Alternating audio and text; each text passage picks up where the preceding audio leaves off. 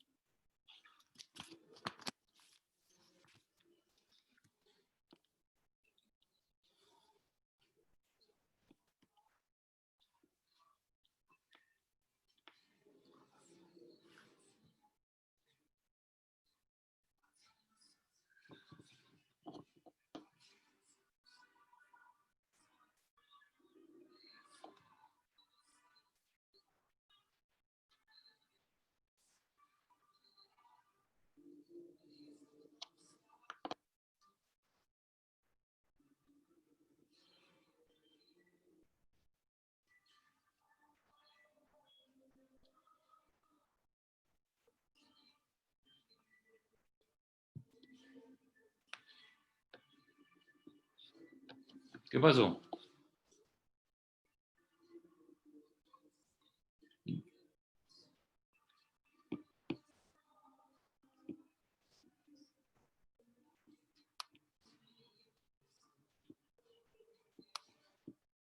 ¿Sabes que Camilo va para video?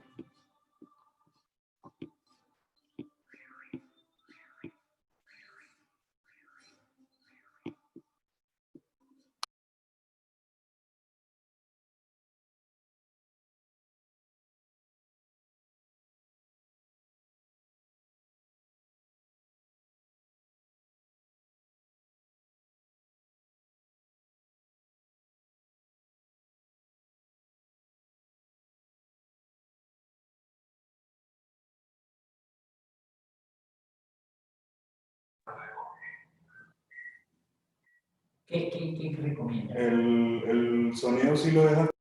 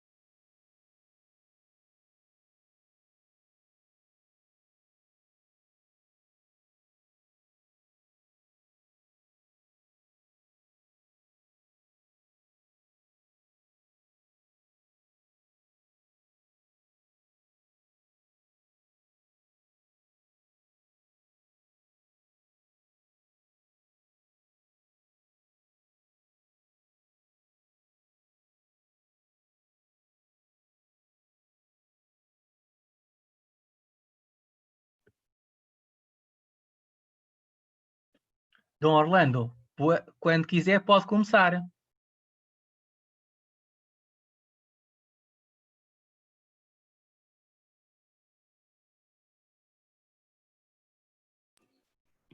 Aló.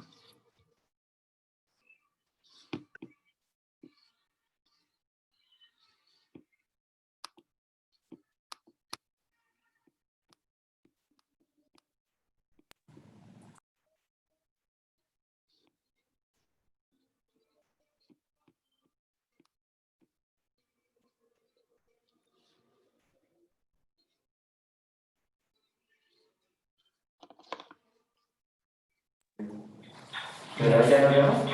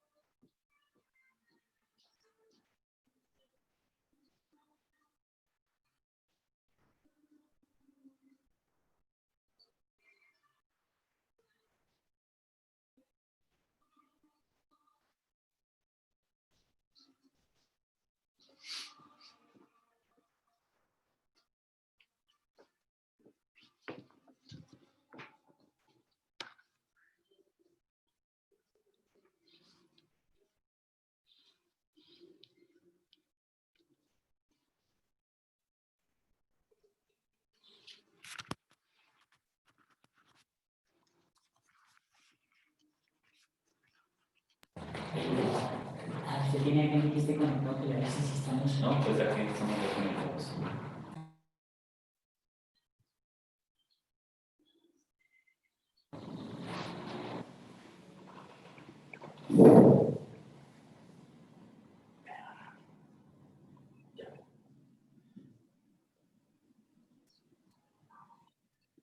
Desde Colombia presentamos un cordial saludo a todos los participantes del Congreso del CLAC sobre reforma del Estado y de la Administración Pública.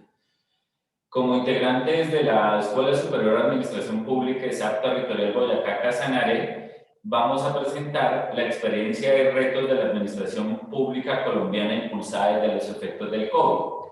Para un mayor entendimiento metodológico, el panel propone analizar el funcionamiento de la administración pública a través de 3 grandes sistemas en nuestro ordenamiento jurídico, los cuales versan en primer lugar sobre las actuaciones administrativas, que permite activar la administración pública a través del derecho de petición como el principal instrumento que tienen los ciudadanos colombianos para relacionarse con el Estado y el gobierno. Un segundo elemento, mirar cómo fueron los efectos del COVID en cuanto al sistema de inversión pública y el manejo del sistema presupuestal, dado que evidentemente esta situación generada por la emergencia sanitaria ocasiona el replanteamiento de la inversión pública que empalmó con el primer año de gobierno de los mandatarios locales o territoriales, cuya principal acción que se realiza iniciando el periodo de gobierno es justamente los procesos participativos de construcción, aprobación y puesta en funcionamiento de los planes de desarrollo territoriales que deben estar articulados con el Plan Nacional y con el Plan Departamental de Desarrollo. En este contexto del desarrollo de la pandemia, evidentemente, se limitó los procesos físicos de participación y concertación de lo que debería ser la carta de navegación de este cuatrenio. Sin embargo, el Estado colombiano, haciendo uso de su política de gobierno digital, empleando el gobierno electrónico, se lograron generar escenarios de participación y concertación. Finalmente, esta experiencia colombiana lo que genera es el impulso del tránsito hacia un gobierno digital y la implementación del Big Data en la administración pública, no porque sea un efecto propiamente de la pandemia, sino lo que hace el COVID-19 es acelerar los procesos de digitalización y de hablar hoy de un gobierno electrónico en los 3 grandes poderes del Estado colombiano, como lo es el Poder Ejecutivo, el Poder Legislativo y el Poder Judicial, así como en sus órganos independientes y en los órganos de control del Estado. Y finalmente vamos a concluir cuál debe ser el reto de la administración pública colombiana una vez superados estos efectos del COVID. Para dar inicio al panel, la primera intervención que vamos a tener nos acompaña el doctor Jacinto Pineda. Él va a hablar sobre el sistema de planeación, los procesos de concertación del plan de desarrollo. En un segundo momento hablaremos de cuáles fueron las implicaciones de la suspensión de los términos en las actuaciones administrativas en el Estado colombiano, tanto a nivel central como a nivel territorial. Y finalmente entrará el tercer panelista para desarrollar el tema de las modificaciones al sistema de inversión pública y el manejo del sistema presupuestal colombiano. Finalizando, pues haremos las conclusiones, los retos y perspectivas que consideramos Colombia debe afrontar superada la emergencia sanitaria. Bueno, muy buenos días y buenas tardes para todos.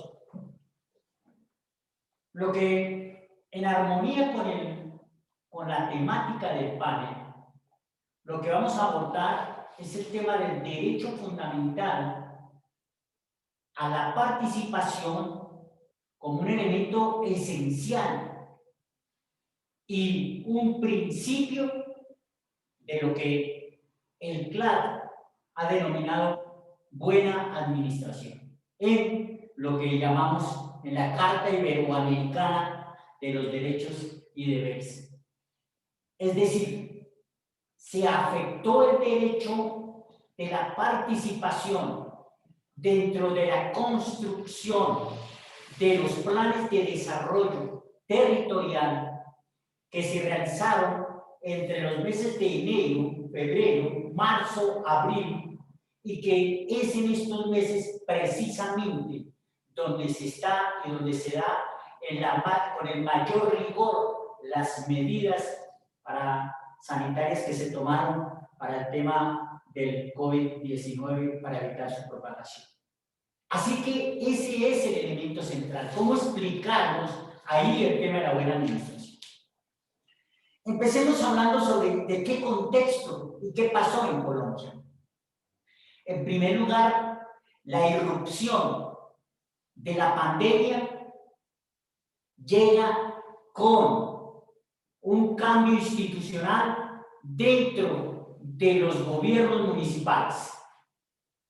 2020-2023, el 1 de enero, llegan nuevos alcaldes, nuevos gobernadores.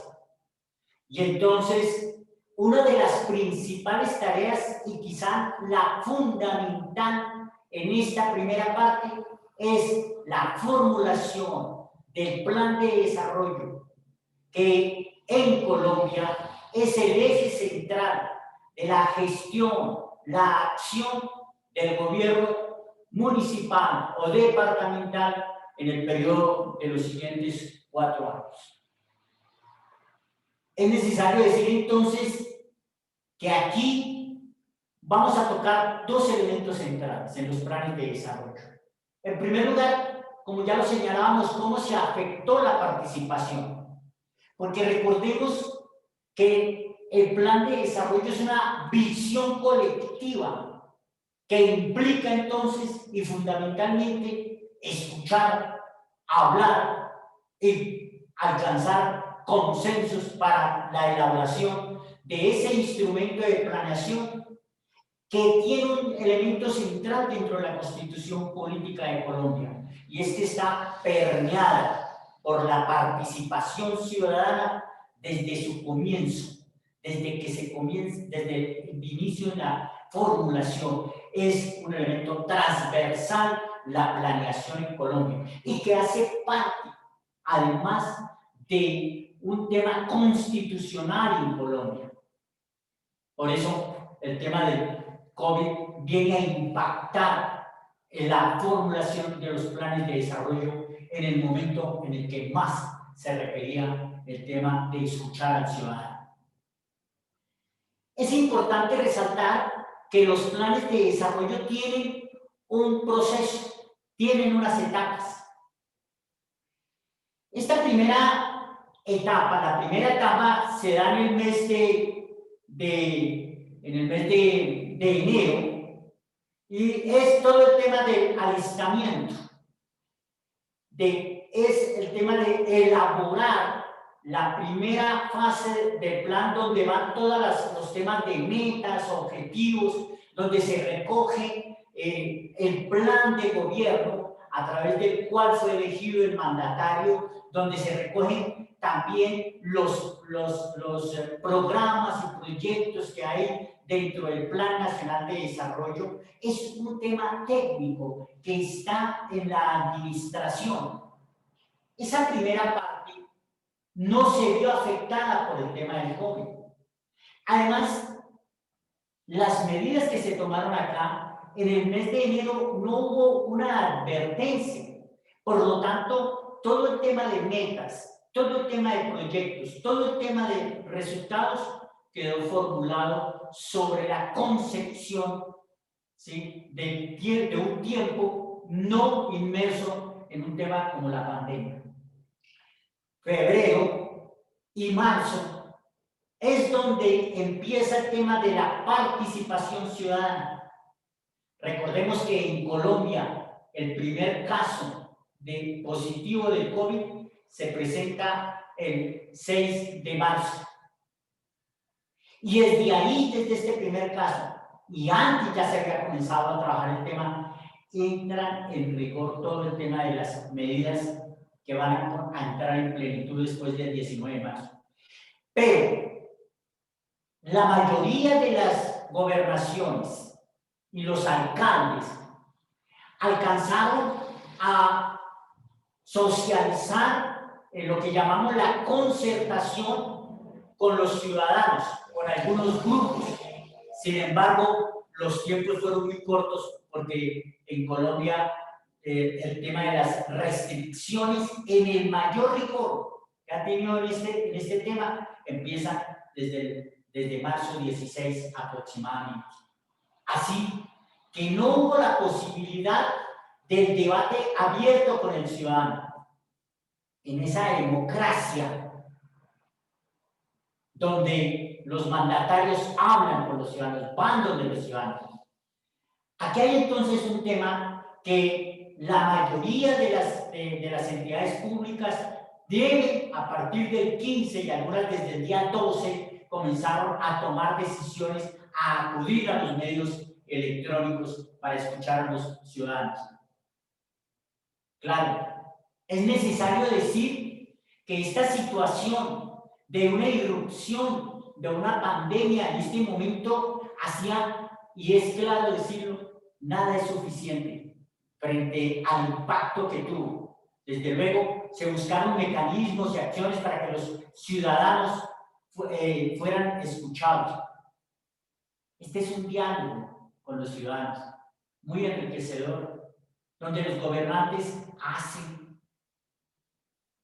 generan su socialización con los grupos, con los distintos actores institucionales, no institucionales, económicos, sociales, culturales, ambientales. Ahí el primer gran reto, el déficit del tema de democracia.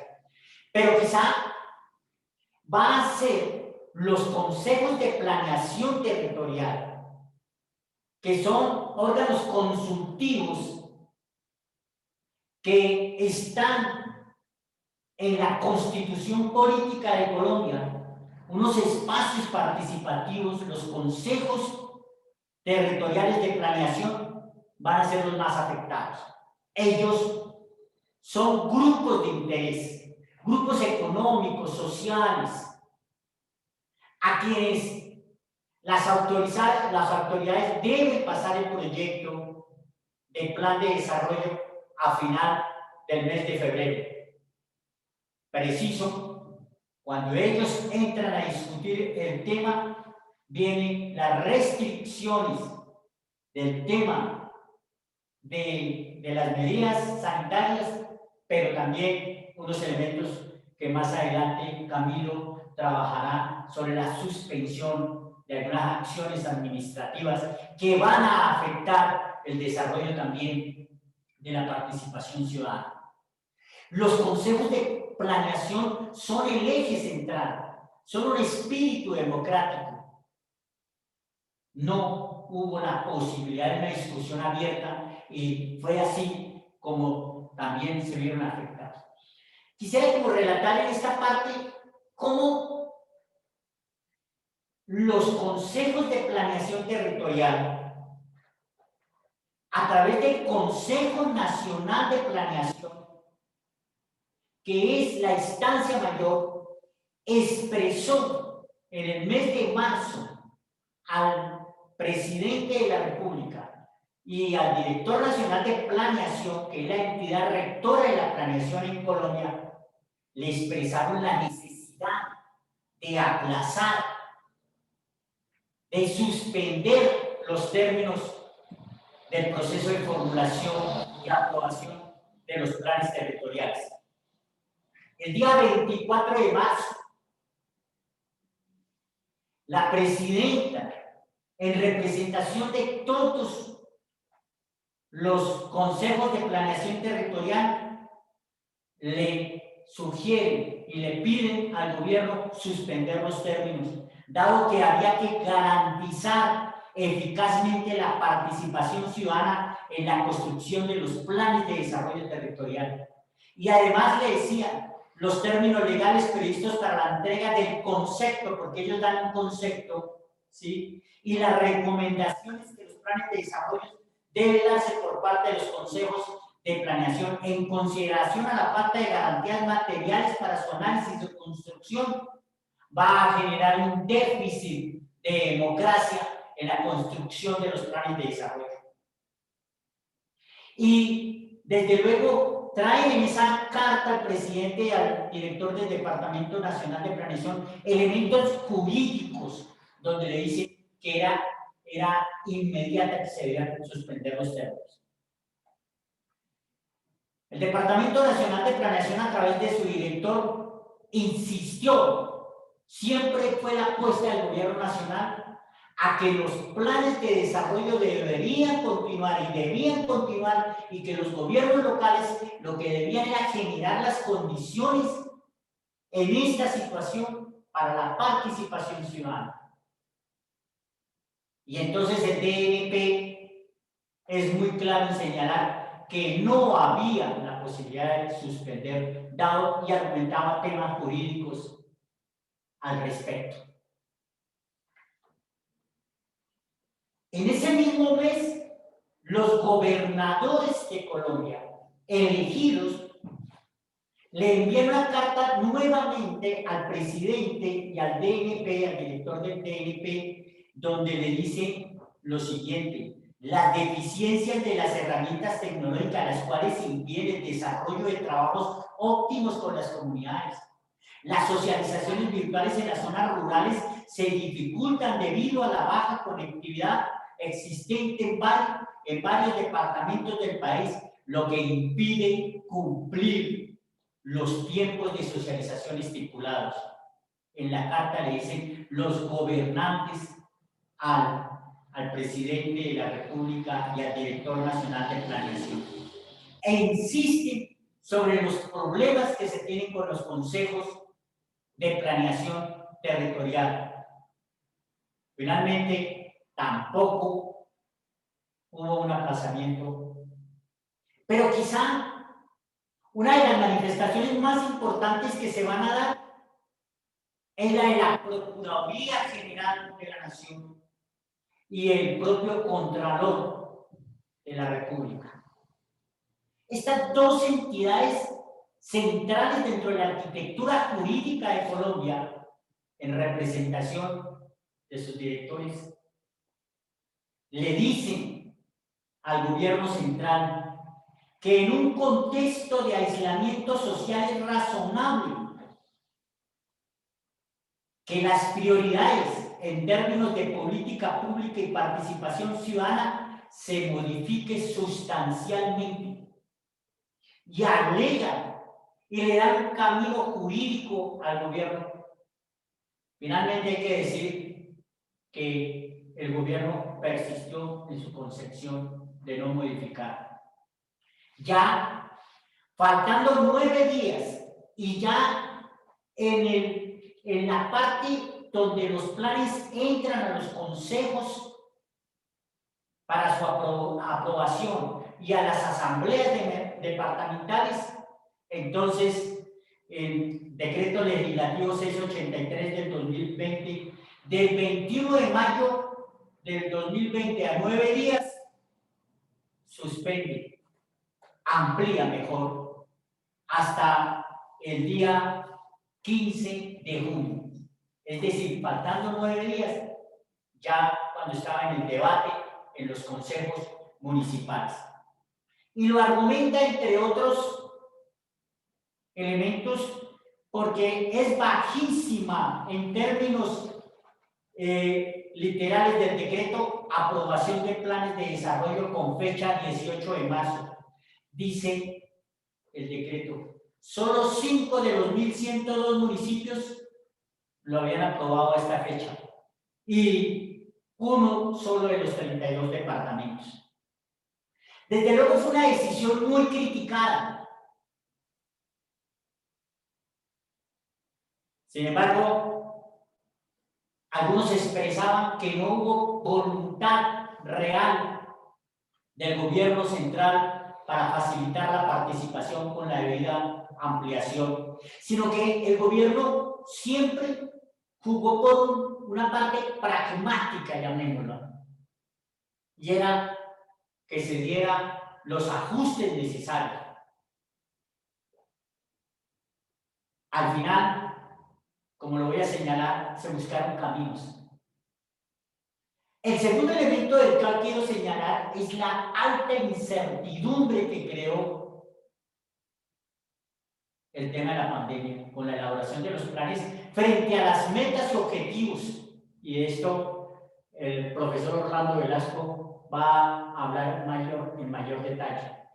A mí, en lo que corresponde a los temas de planeación y que yo quiero señalar centrales, es que esa alta incertidumbre se da por distintos factores. Desde luego, la crisis económica que generaba la pandemia hacía que entonces también las finanzas públicas se vieran seriamente afectadas.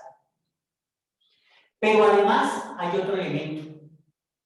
En este 2020 se entraba a aplicar el censo del 2018.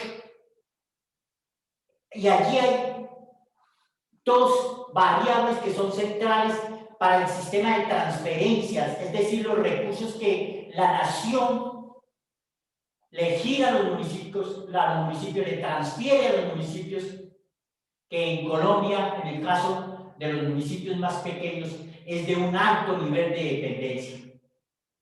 ¿Por qué? Porque en Colombia los principios rectores de las transferencias están dadas por el nivel de pobreza. Entre más pobreza, más recursos. Entre más población rural, más recursos. Pues del censo del 2005 a 2018 se vieron afectadas esas cifras, esas dos variables. Y una disminución de la pobreza en Colombia, lo que llevó entonces a que se viera afectado para 437 municipios en Colombia los recursos. Hubo disminución y eso genera mayor incertidumbre. De igual manera, es indudable que funcionarios nuevos también generaron mayor incertidumbre. También un escenario tan por los problemas de las tensiones que se dieron en ese momento, donde es propio, por ejemplo, departamentos de alcaldes solicitando al gobierno nacional posibilidades para ampliar su rango de acción. La estructura jurídica colombiana, el modelo de descentralización con el Estado unitario, los niveles central, descentralizado, entran en choque, ampliando los niveles de incertidumbre. Finalmente, es necesario señalar entonces que estos niveles de incertidumbre propios de la administración pública, propios de una administración dada por las incertidumbres del territorio, del carácter multidimensional de los actores involucrados en sus decisiones, a todo eso fueron generándose incertidumbres. Además que aquí hay un elemento técnico y que tenía que ver, que era muy complicado en este ejercicio, como lo dicen los expertos en planeación, ¿sí? Corregir anticipadamente hechos que irrumpen de manera momentánea. Concluyo diciendo entonces ¿cuáles son los retos y qué fue lo que hicieron las gobernaciones? Fundamentalmente se acudió, y es importante también decir las iniciativas que se tomaron, pero cuando uno ve alrededor de las iniciativas que se tomaron a nivel gubernamental, se tomó como elemento central la página web en línea, los correos electrónicos, se generaron multiplicidad, WhatsApp fue un elemento central. Y yo quiero llamar la atención, aquí en Colombia hay bastante emisora comunitaria y las emisoras comunitarias se convirtieron en un elemento central para escuchar a los ciudadanos. Las sesiones virtuales se acudieron a distintas formas que de todas maneras, vuelvo a insistir, frente al tamaño del desafío eran insuficientes, pero ahí hubo mucha resiliencia, mucha capacidad para superar los problemas. Tenemos que vernos hacia el futuro. Y el futuro está en una participación que permita generar instrumentos técnicos, electrónicos. Tenemos que hablar de las inteligencias colectivas de las cuales se habla en estos momentos. Muchas gracias. El desafío es grande. Continuando con la sesión del panel, vamos a examinar rápidamente cuáles son esos retos y posibles consecuencias de la suspensión de plazos y actuaciones en la administración pública por los efectos del COVID. Lo primero que debemos advertir es que pese a que Colombia tiene unos buenos indicadores del desarrollo y avance de la política de gobierno electrónico y del manejo de las TIC, básicamente la brecha digital dificultó una respuesta inmediata de lo que demandaba la emergencia sanitaria decretada por el COVID. En un indicador para tener como punto de referencia más o menos el avance en la política de gobierno digital, en el sector central de gobierno llegaba al 77%, mientras que en los territorios llegaba al 58%. Y la pregunta es, ¿qué hacer? Cuando el presidente de la República ordena, básicamente a través de decretos legislativos, que es el instrumento jurídico que nuestra Constitución prevé para decretar un estado de emergencia y adoptar las medidas de urgencia que se requieran.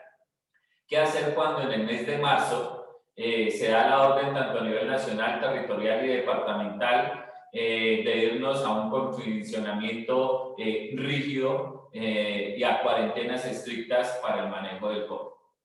Y ahí queda el ciudadano en su relación con la administración pública como en un estado estático. Y viene la respuesta de lo que debe aparecer en la administración pública.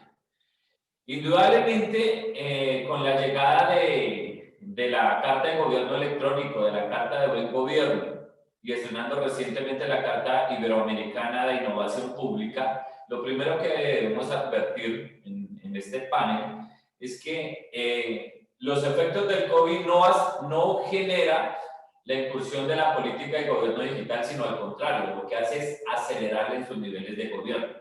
Desde el punto de vista o del andamiaje constitucional y jurídico, el modelo burocrático está presente en nuestra constitución política. Hemos hecho tránsito al modelo de la nueva gestión pública con un gobierno de la información, de la exposición de datos abiertos, de que todas las entidades cuenten con página web y que iniciemos el tema de trámites en línea tanto en lo local como en lo nacional. De ahí pasamos a un modelo de gobernanza donde se fortaleció con el gobierno electrónico, con la gobernanza en la era digital, y hoy llegamos a una gobernanza pública inteligente.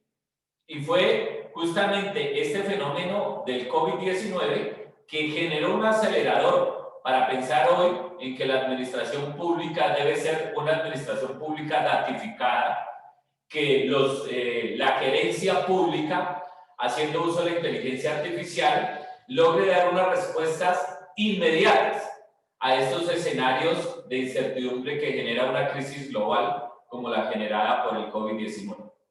Y las primeras políticas que se adoptaron básicamente en Colombia fue que a través de los decretos legislativos, decretos presidenciales y decretos de las autoridades locales, fue iniciar con la suspensión de términos de las actuaciones administrativas. Y cuando hablamos de las actuaciones administrativas, recobramos un principio muy importante que a nivel constitucional se resaltó en el desarrollo y manejo de la emergencia. Y es el principio clásico de separación de poderes, pero de colaboración armónica entre los niveles de gobierno. Y cada institución lo que hizo fue replicar la medida de suspensión de términos. Entonces, el funcionamiento de las comisarías de familia, de las inspecciones de policía, de los procesos de jurisdicción coactiva, de los procesos disciplinarios, de los trámites pensionales, fueron suspendidos mediante decreto. Adicional a la suspensión de términos que se genera desde el 16 de marzo, básicamente en la rama judicial, la suspensión se llevó a cabo hasta, se reactivó el 1 de julio del 2020, sin desconocer que la rama seguía elaborando, porque evidentemente se genera una sobrecarga laboral por el control automático que implica el examen de legalidad de los decretos expedidos tanto por el presidente de la República como por las autoridades locales. Evidentemente hace un proceso de aumentar la congestión en la resolución de los procesos judiciales, como este es el efecto que también genera en las actuaciones administrativas. Es decir, una parálisis del Estado en cuanto al desarrollo de los procesos de las actuaciones administrativas en sede judicial y en los procesos jurisdiccionales que por nuestro ordenamiento jurídico pueden desarrollar personas jurídicas, como en el caso de Colombia, como las superintendencias.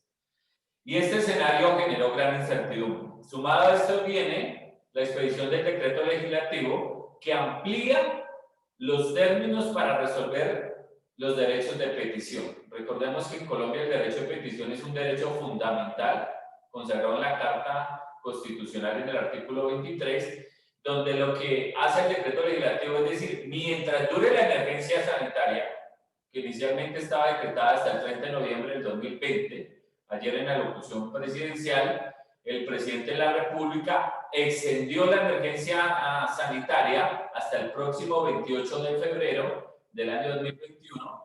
Y lo que hace el decreto justamente es decir, si una petición se respondía normalmente en 15 días, ahora se va a responder en 30. Tanto las peticiones que lleguen en el estado de emergencia sanitaria, como las peticiones que estaban entrando.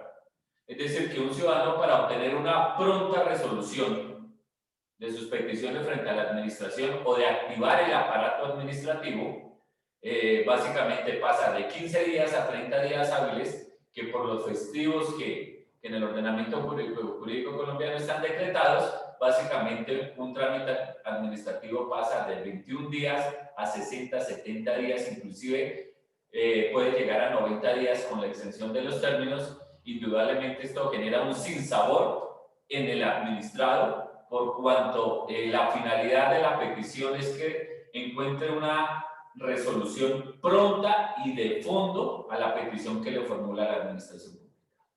Y esto sumado a otra crisis bien interesante que nos genera el COVID y es la posibilidad o el efecto que materializó la suspensión de términos en los órganos de control del Estado. Que indudablemente el uso de lo que en el Estatuto de Compras Públicas en Colombia se denomina la urgencia manifiesta, pues acudieron todas las entidades para hacer inversiones públicas para la contención del COVID, pero que desafortunadamente también dejaron en evidencia que ante la ausencia de controles y la posibilidad de la adquisición de esos bienes de forma directa, se presentaron importantes hechos de corrupción en materia de sobrecostos. Y a pesar de que conjuntamente la Fiscalía General de la Nación, la Procuraduría General y la Contraloría activaron un plan de contingencia para controlar estos hechos, evidentemente hoy con una triste realidad también tenemos que admitir que no fue la generalidad, pero que sí se presentaron hechos de corrupción en el sistema de compras públicas. Y ese sinsabor que deja, pues evidentemente implica que uno de los retos que tiene que avanzar la administración pública es a imprimir una inteligencia artificial a través del uso del Big Data, dándole el salto de las tecnologías de la información y las comunicaciones del gobierno electrónico hacia una administración pública digitalizada que pueda en tiempo real hacer el control de sus actuaciones administrativas. Y este es un escenario que plantea como nuevos retos para la administración pública, los hemos denominado como en 3 ejes, al menos importantes. ¿Importantes en qué sentido? En que se logró avanzar al menos desde el punto de vista normativo. Recordemos que en Colombia el desarrollo normativo de la exposición de datos y el gobierno electrónico data desde el año 98. Sin embargo, pese a tener un marco de más de 2 décadas generando instrumentos normativos, pues nosotros tenemos una gran brecha digital en cuanto a la infraestructura tecnológica. Y en ese contexto, ¿qué le espera a la administración pública y cómo debe responder? El primer reto tiene que ver con la gobernanza y el territorio.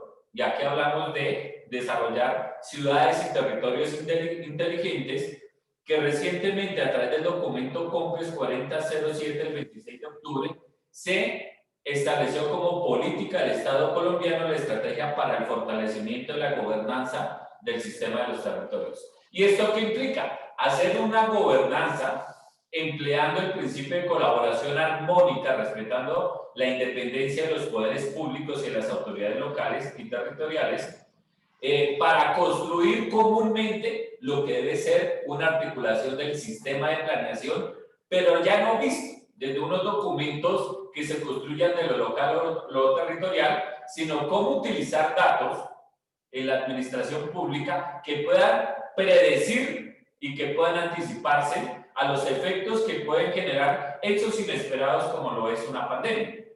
Que pueda haber una construcción colectiva del territorio bajo el principio de autonomía, pero desarrollando las potencialidades propias de cada región. Y el gran reto que surge acá es cómo nivelar esa brecha de acceso digital entre lo local y lo nacional, que marca básicamente el indicador entre un 58% de avance en la implementación de la política en lo local y un 77% en la nacional. Y este enfoque de gobernanza y territorio pues plantea básicamente 3 objetivos que son importantes para consolidar una gobernabilidad. El primero tiene que ver con promover el fortalecimiento de los procesos de generación e interoperabilidad de información para que las decisiones se basen en datos, en estadísticas reales y actualizadas. Justamente una dificultad que tuvo el gobierno fue lo relacionado con la devolución del IVA, dado que ni siquiera teníamos una base consolidada de los ciudadanos beneficiarios que deben ser destinatarios de esta política. Segundo elemento de este objetivo importante del modelo de gobernanza territorial tiene que ver con definir el uso y el aprovechamiento de la información, es decir, que tengamos un sistema geoespacial de información para la administración del territorio. Y el tercer elemento tiene que ver con una hoja de ruta para integrar procesos y actores que a través del laboratorio de innovación pública logre crear el vínculo de hermandad entre el sector público, el sector privado y la sociedad civil para generar procesos de innovación que resuelvan los problemas gubernamentales y públicos desde una perspectiva de colaboración, independientemente del modelo de gerencia pública que se implemente en el país. Yo creo que esta es una tendencia global que nos va a consolidar que hoy tener una sociedad del conocimiento, que a través de la exposición y tratamiento de datos tenga una relación más directa con los gobiernos, no a través de aquellos edificios fríos y abandonados gubernamentales, sino a través de un portal único que genere la interacción entre ciudadanos, autoridades y gobernados en la sociedad civil para resolver los asuntos públicos.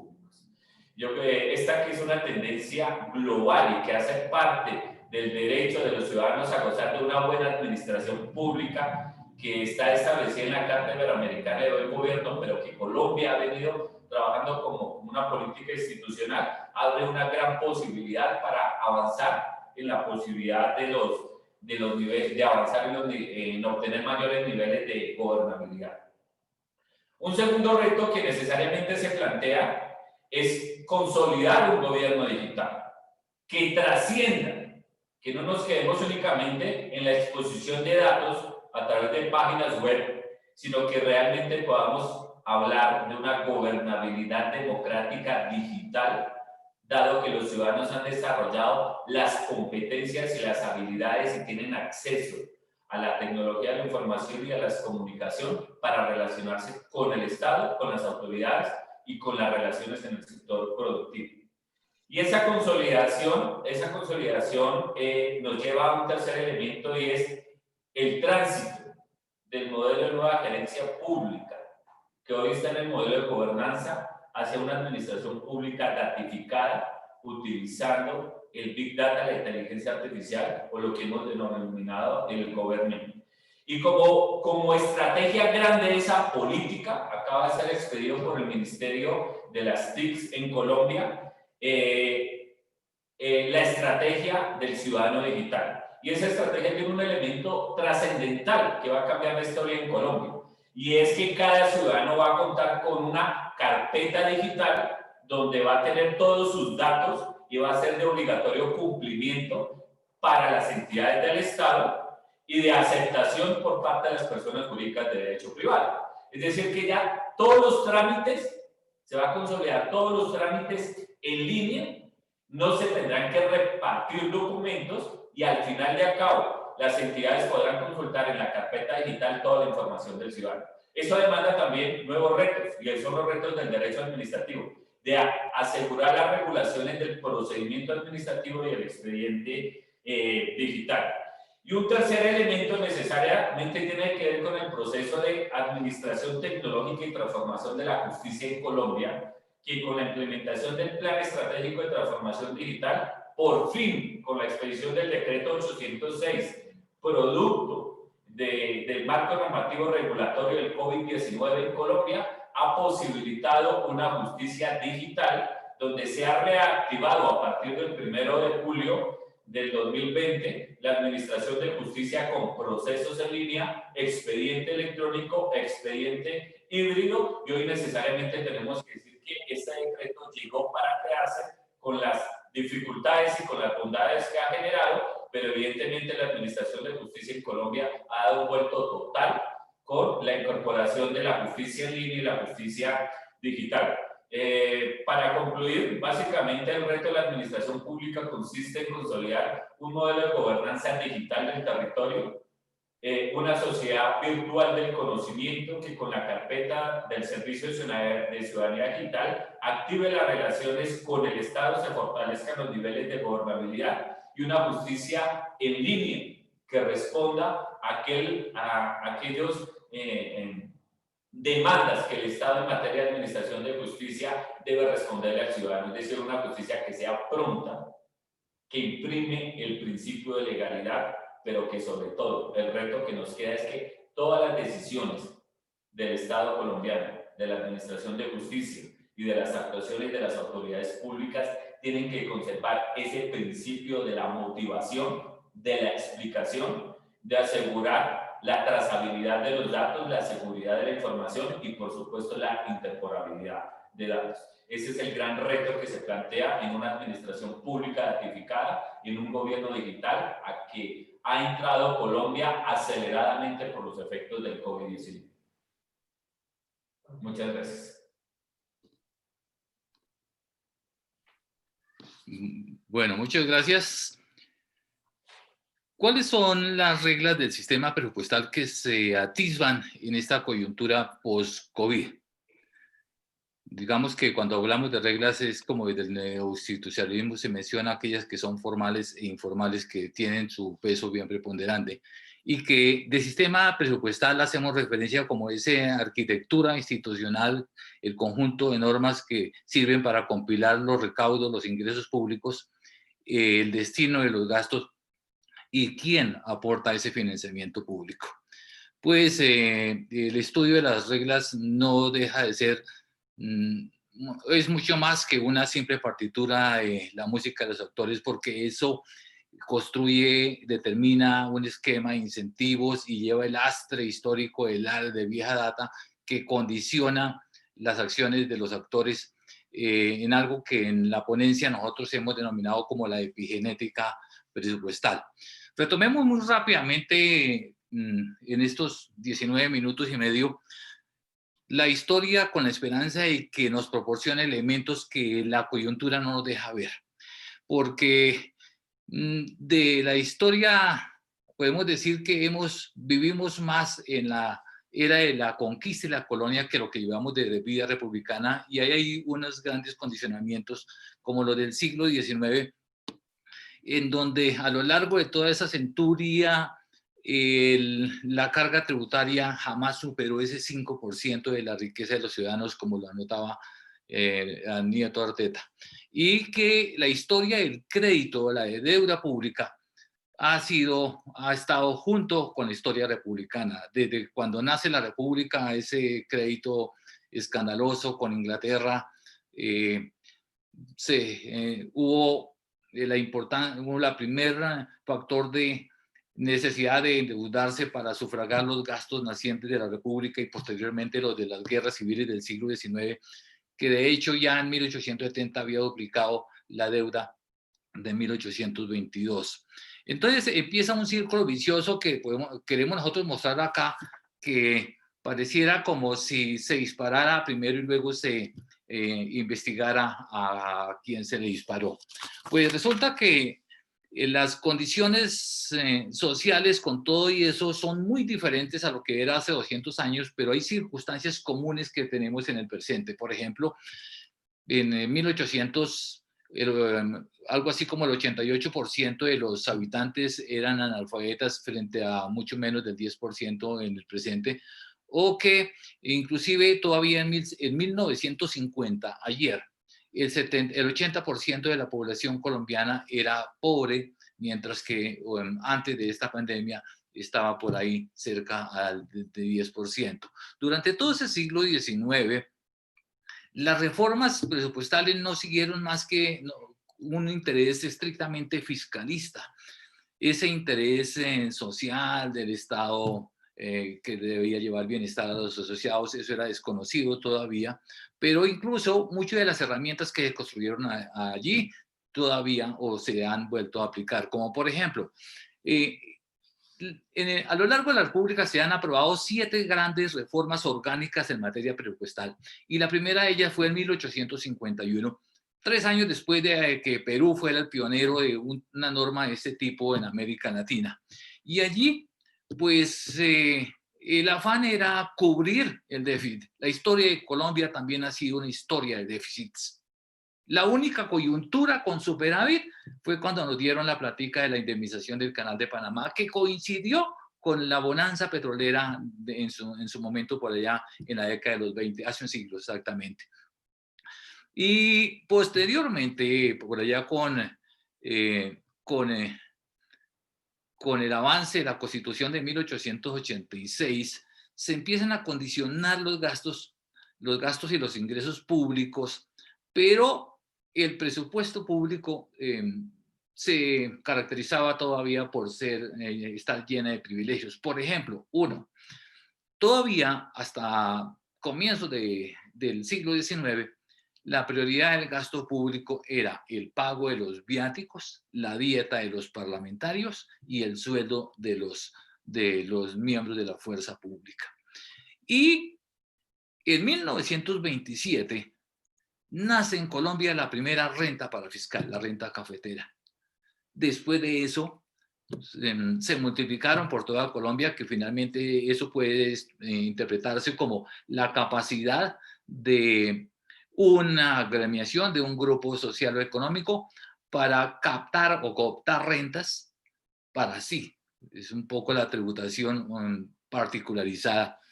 Y de otro lado, el inicio de una serie de emisiones extranjeras que empezaron a proponer lo que deberían ser las reformas en materia financiera. La reforma de Kemmerer en 1923 tuvo el efecto grandísimo en Colombia de organizar el sistema presupuestal, pero enseguida la de 1931 se encontró con que, digamos que Colombia ya ingresaba al modelo primario exportador y por lo tanto había que acomodar las circunstancias no tanto al bienestar social de los habitantes, sino a controlar ese proceso hiperinflacionario y a moderar el gran peso que tenía el crédito.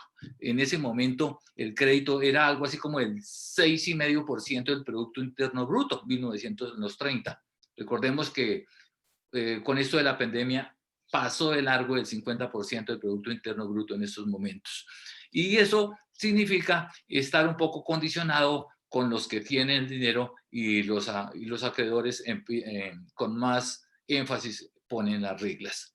Pues también en los años 30 encontró un país que presionaba por nuevas competencias de corte universalista, esa constitución del 36, pero eso también se tradujo en un déficit presupuestal que inclusive llegó a cerca del 50%. La reforma de 1950, la de 1950, que coincide con el inicio del desarrollo hacia adentro, la sustitución de importaciones y demás,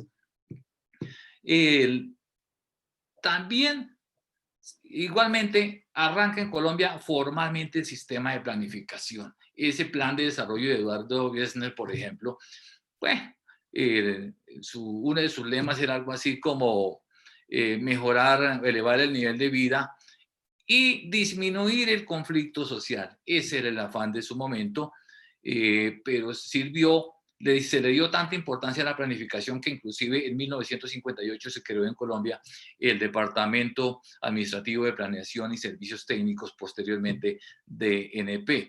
Y se multiplica la fragmentación del presupuesto. Desde la ley se empezaron a condicionar los ingresos, pero también los gastos públicos. Los planes de desarrollo posteriores se caracterizaban un poco por el direccionamiento desde el nivel nacional y la planificación, pues básicamente en todas esas 4 décadas siguientes no dejó de considerar al ciudadano como el ente pasivo, un ser asistido pero no insertado, un ciudadano receptor.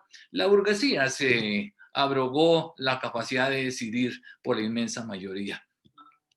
Y en ese periodo ya nace en el mundo anglosajón las técnicas de presupuesto por programas, de planificación y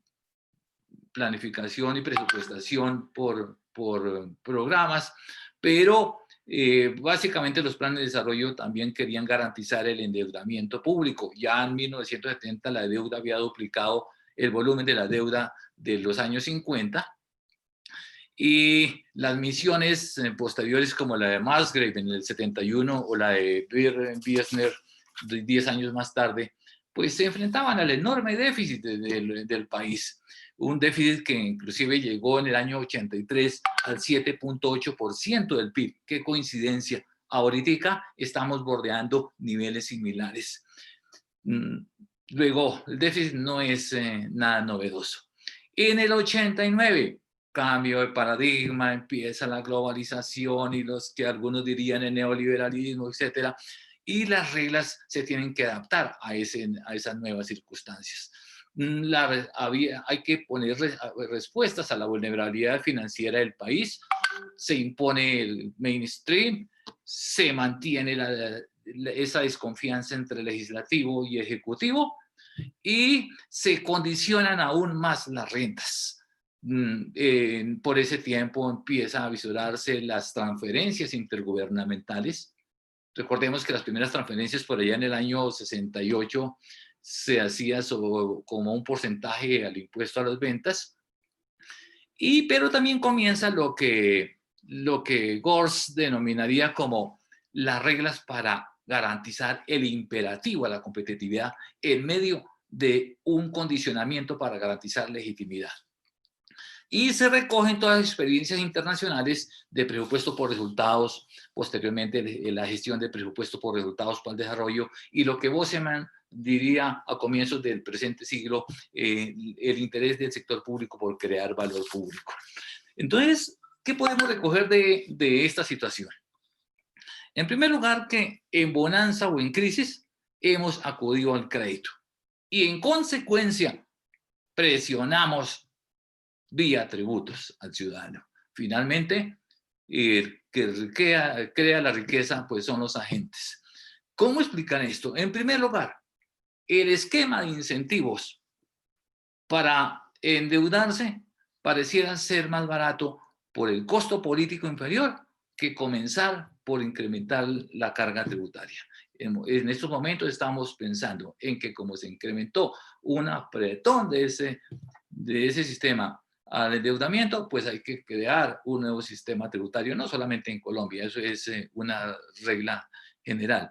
Pero también hay un incentivo para endeudar vía bonos. Resulta que endeudarse por vía bonos no requiere ni siquiera autorización del Congreso.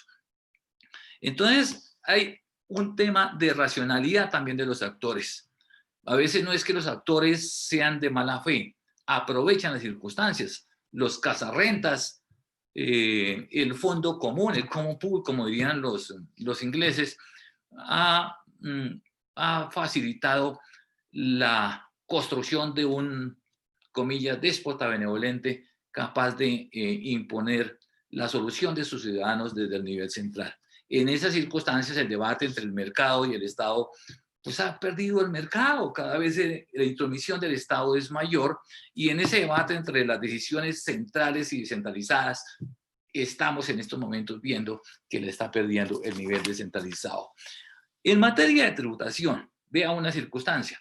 Para los que quieran argumentar cómo ha sido la historia de los tributos directos o indirectos, quienes dicen, no, hay que cargar más la tributación directa porque eso grava la riqueza. Pues sí, en Colombia, desde los años 30, los tributos directos han crecido más. 3 veces, pero ojo, los indirectos también se han duplicado 2 veces. El tema es que también, ¿qué tanto redistribuye eso? La CEPAL ha dicho recientemente, por ejemplo, que mientras en los países de la OECD la redistribución después de impuestos es del 38%, en el caso colombiano la redistribución, la reducción de la desigualdad es apenas del 5%. Entonces, en el siglo XIX, eso para una población que radicalmente es distinta históricamente. Recordémonos, por ejemplo, que la población en el siglo XVIII se duplicó, mal contados, un poco por debajo del 1 millón a 2 millones, y en el siglo XIX se multiplicó por 6. Y que socialmente estamos hablando de una sociedad radicalmente distinta. Tengo aquí unas cifras, por ejemplo. La mortalidad en 1900 era de 186 por cada 1000 niños nacidos. Hoy ha bajado a 17. La natalidad, número de hijos por mujer en edad reproductiva, bajó de 42 por cada 1000 en el 900 a un 18,9 en el 2015. La fecundidad, ojo con eso, número de hijos por mujer, bajó de 6,5 pelados a solo 1,8 en el presente. Esto ha construido lo que se denominan los demógrafos el bono demográfico. Es decir, ha permitido ciertos beneficios sociales, pero también va a llevar a una transformación radical de la sociedad colombiana en los próximos 30 años. Hoy, 10% de la población tiene más de 60 años. Esa es la población a la que le apuntamos con el sistema presupuestal. En el 2050, 25% de la población tendrá más de 60 años. Miremos para Japón, y eso nos hará cambiar radicalmente, inclusive hasta los modelos arquitectónicos, tal cual. Entonces viene otra situación.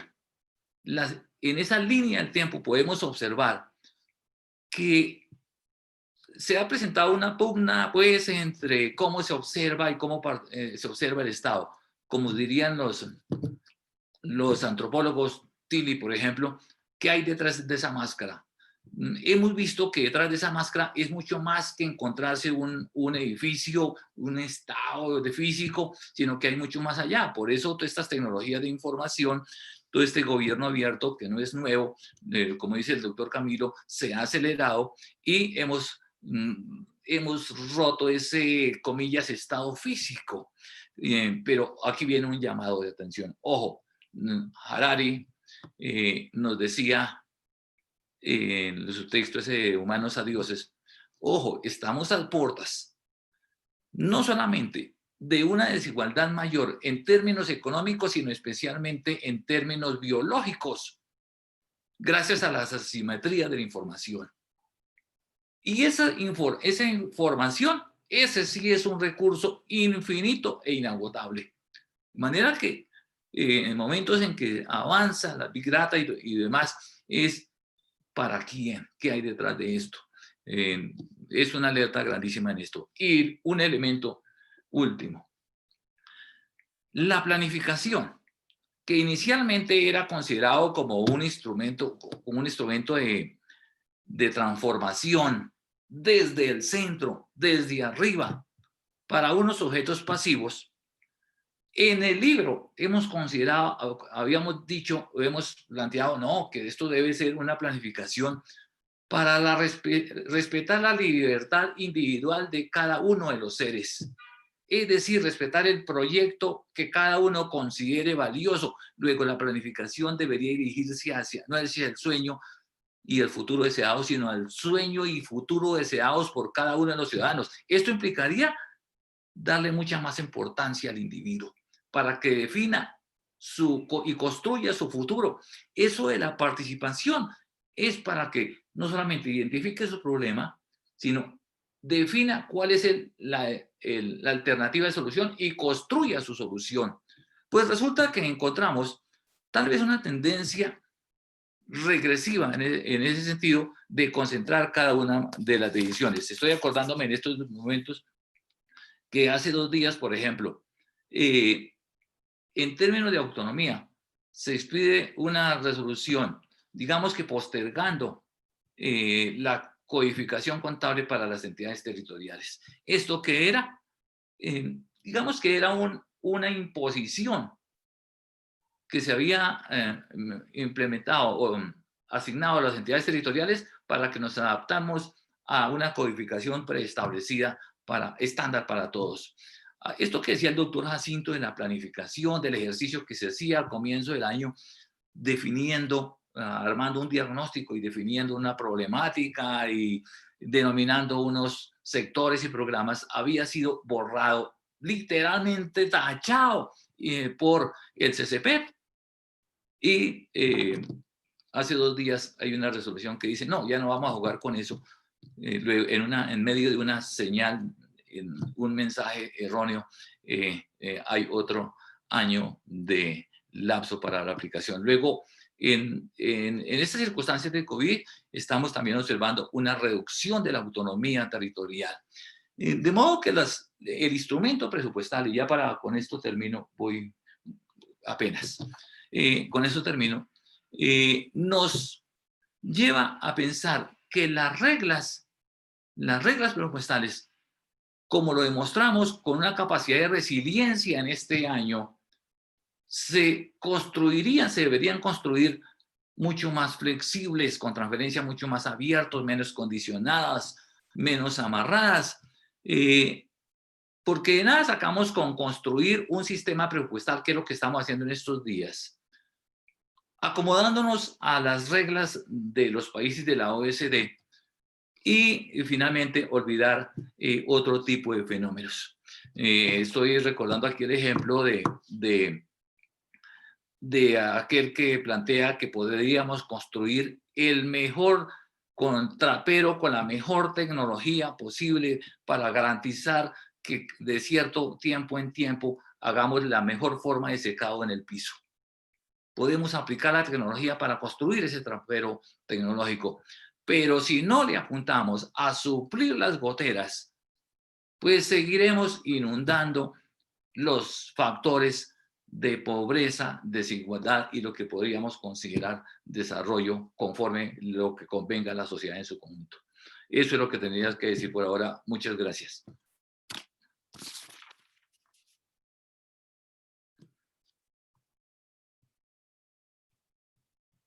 Tiene palabra, doctor Camilo.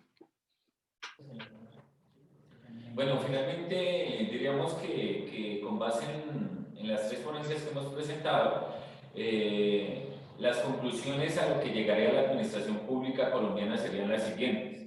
Los efectos del COVID-19 dejaron en evidencia la necesidad de transitar y consolidar un gobierno digital en todos los niveles de la administración pública, que apoyados por el Big Data genere capacidades institucionales que les permitan a las instituciones adaptarse a situaciones imprevistas como la creada por la pandemia.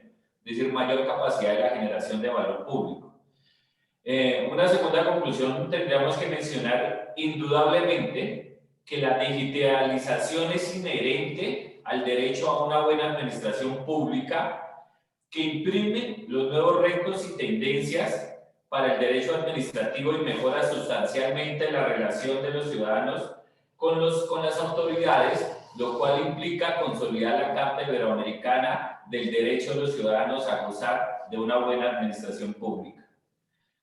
La administración pública en tiempos y en contextos de pandemia debe ser capaz de ofrecer a los ciudadanos garantías, acceso a documentos, motivación de las decisiones y expediente electrónico en tiempo real para no afectar el derecho fundamental al debido proceso y el principio de contradicción que hacen parte del fuero de los ordenamientos jurídicos.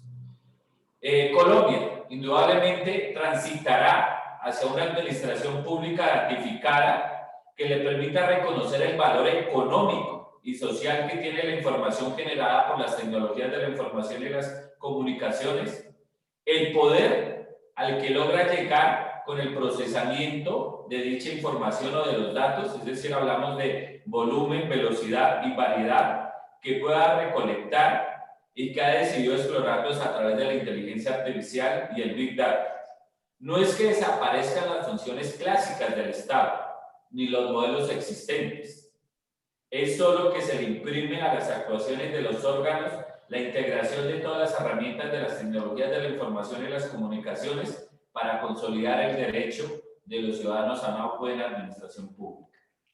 Finalmente, la administración pública colombiana, pese a la brecha digital entre el territorio y el poder central existente, digamos que ha generado la arquitectura legal y de infraestructura necesaria para consolidar el gobierno digital en todos los niveles de la administración pública y la implementación de una justicia digital más cerca del ciudadano. Creemos que estos son los retos en los cuales tendrá que avanzar el gobierno colombiano y obviamente en ese marco de cooperación que desde los laboratorios de innovación pública se genere la sociedad civil, el sector productivo y las autoridades gubernamentales.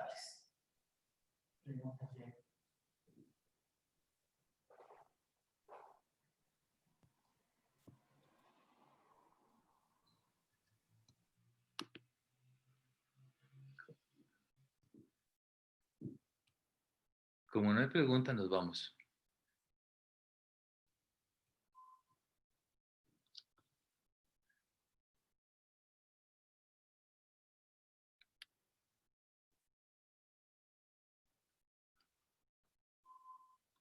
Realmente, este panel, liderado a través de la Escuela Superior de Administración Pública en la territorial Boyacá Casanare, lo ha dejado en evidencia.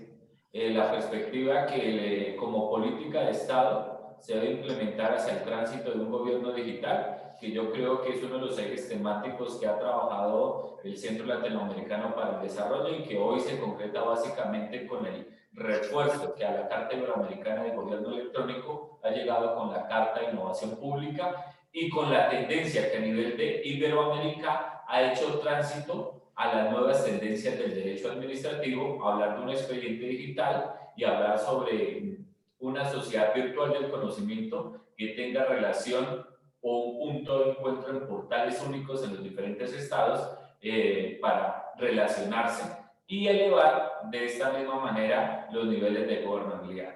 Muchas gracias a todas las personas que nos han acompañado. Desde Colombia, un cordial saludo a todos los participantes del CLAC y esperamos seguir participando en estas jornadas académicas hasta el día de mañana. Muchas gracias. Gracias.